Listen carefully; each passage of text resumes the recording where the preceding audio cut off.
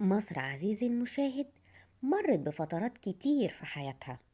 في بدايتها فترات للتأسيس والبناء، وبعد كده مرت بفترة استقرار شهدت تطور إداري كبير لحد ما نوصل لعصر أسرتين يسود فيهم الفقر والبؤس، والصراع ينتهي بوحدة سياسية مرة تانية.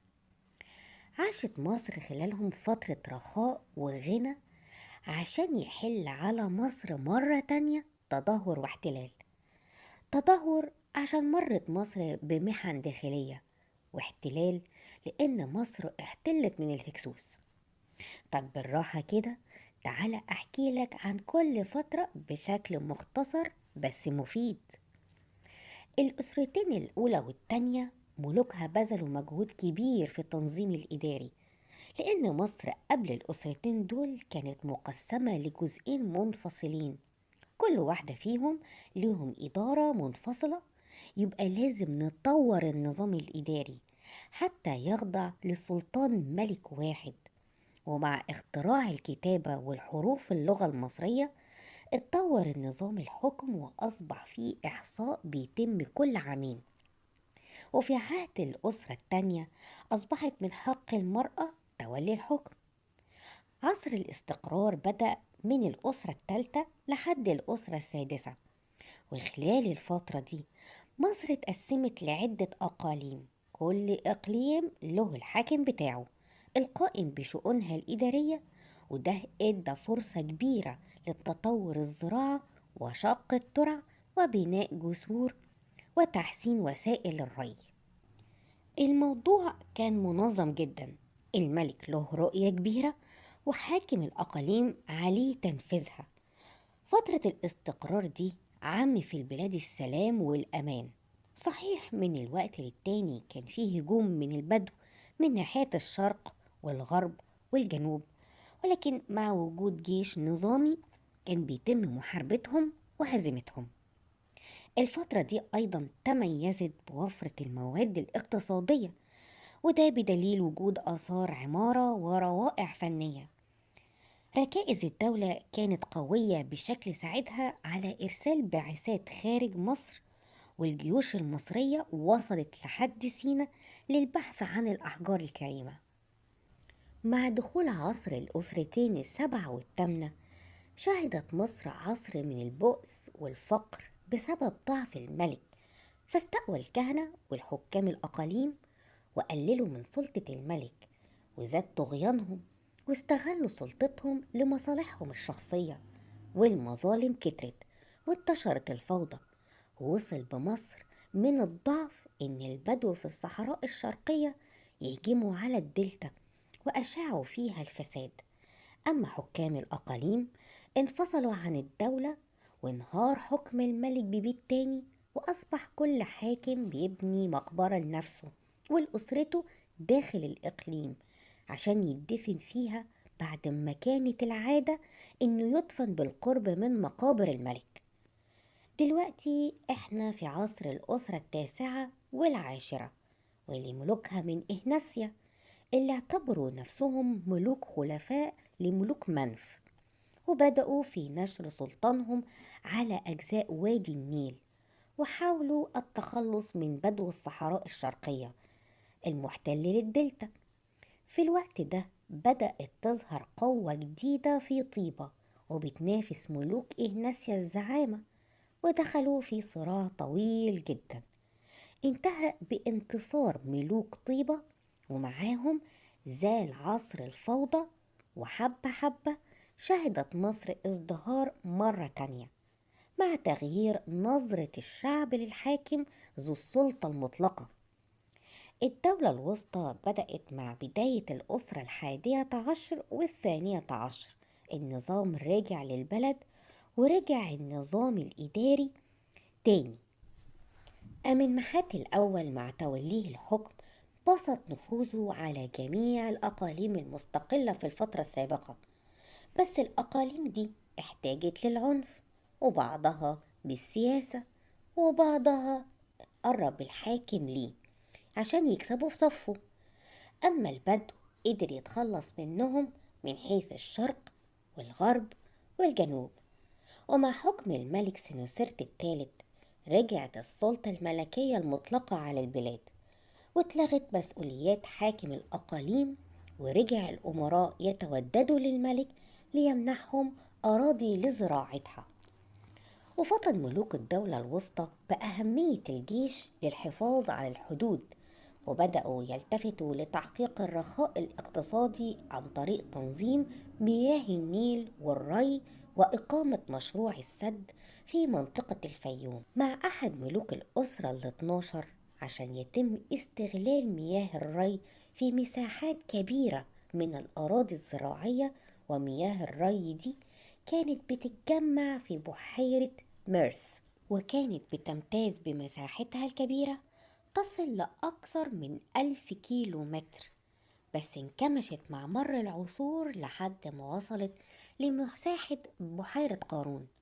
ومع كل الازدهار ده رجعت مصر للبعثات لمناجم الصحراء الشرقية وسيناء، فانعكس الاكتشافات دي على الصناعة والفنون والعمارة والبناء.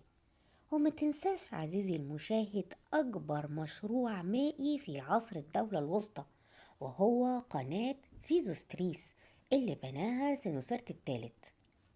ورجعنا تاني لعصر التدهور والاحتلال الأجنبي، والعصر ده منقسم إلى فترتين.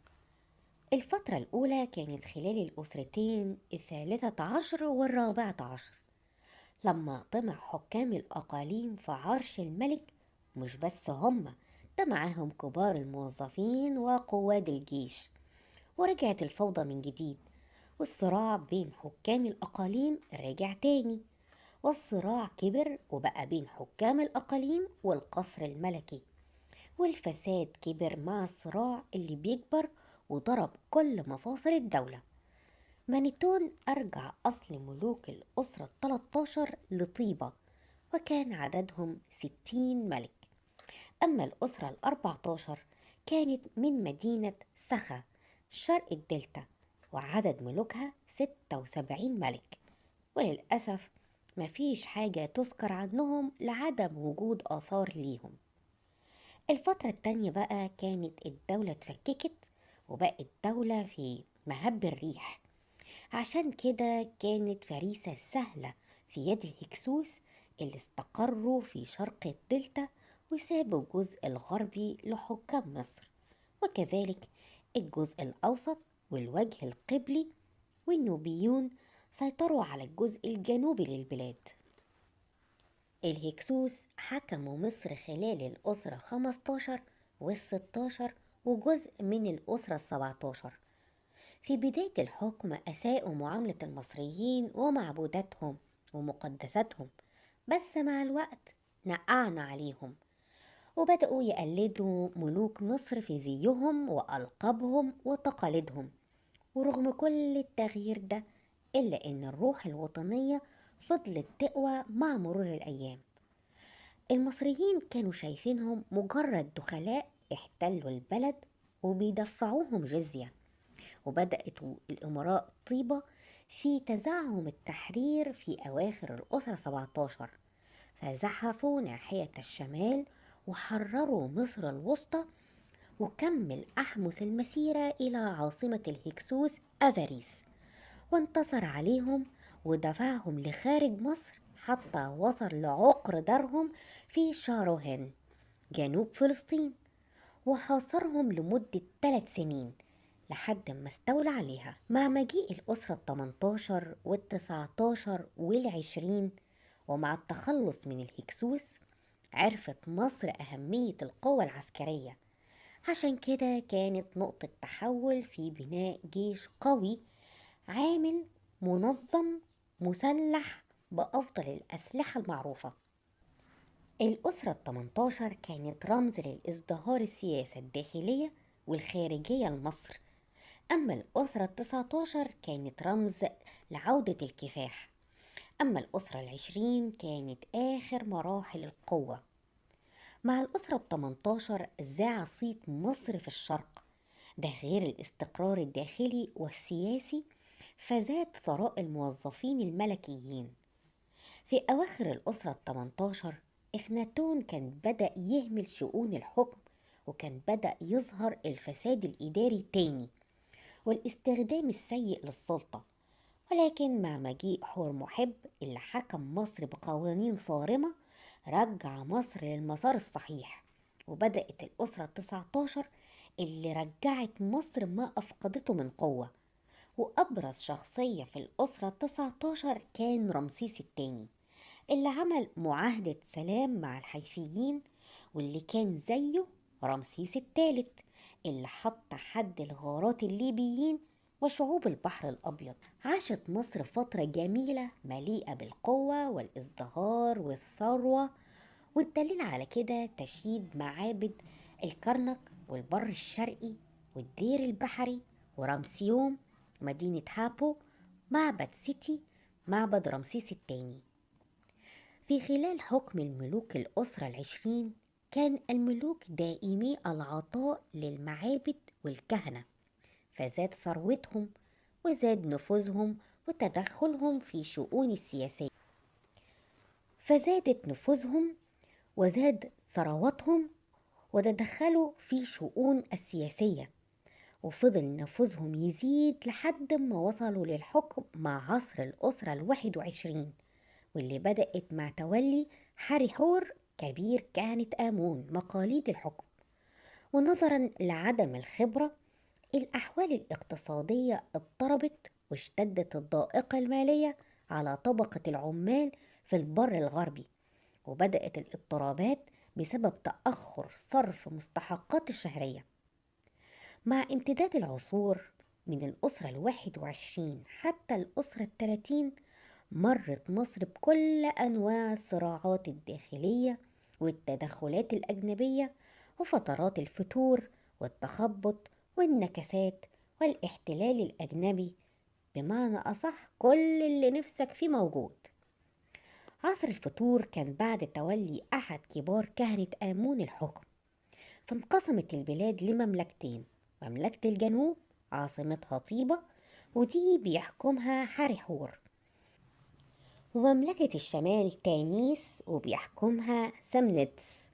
عشان تتحول الدولة إلى عصر التخبط والضعف بسبب تولي الحكم ملوك من أصل ليبي، واستقروا في مصر منذ زمن، فبدأت الوجه البحري في الانقسام إلى عدة إمارات، والنوبة انفصلت عن مصر عشان ترجع مصر لعصر الكفاح اللي كان مع الأسرة 24، وقدروا يحققوا الوحدة السياسية للبلاد وحكموا البلاد من سايس غرب الدلتا. الأسرة 25 كانوا ملوك من كوش، أسرة ضعيفة قدروا أمراء محليين التغلب عليه ونزعوهم في الملك لحد ما احتل الآشوريين مصر وطردوا الكوشيين. بعد عصر المحنة دي كان في عصر النهضة مع الأسرة 26 اللي طردت الآشوريين ونهضوا بالوضع السياسي لمصر وأعادوا بناء الجيش المصري، حتى حاولوا إعادة بناء قناة زيزوستريس مرة أخرى. ولكن مع انتهاء الأسرة 26 وبداية الأسرة 27 تعرضت مصر للغزو الفارسي، وقائدهم قمبيز عام 525 قبل الميلاد، وضمت مصر الإمبراطورية الفارسية، والمصريين اتعاملوا بقسوة اللي أدى إلى ثورة المصريين عدة مرات. وصلنا عزيزي المشاهد للأسرة 28 وال29، ودي آخر أسرتين وطنيتين لأنهم تزعموا الثورة ضد الفرس ونجحوا في تحرير منهم وأخرجوهم من مصر، وساعدوا اليونانيين في توطيد سلطانهم. ولما حاول الفرس الهجوم مرة أخرى نجحوا في صدهم، ولكن مش لوقت طويل، لأنهم حاولوا عام 341 قبل الميلاد ووقعت مصر تحت الاحتلال الفارسي، ومن بعدها الإسكندر الأكبر عام 332 قبل الميلاد، ومن بعده البطالمة، ومن بعد الرومان، ومن بعد البيزنطيين، وأخيرا الفتح العربي عام 640 ميلادية. عشان كده عزيزي المشاهد، عرفت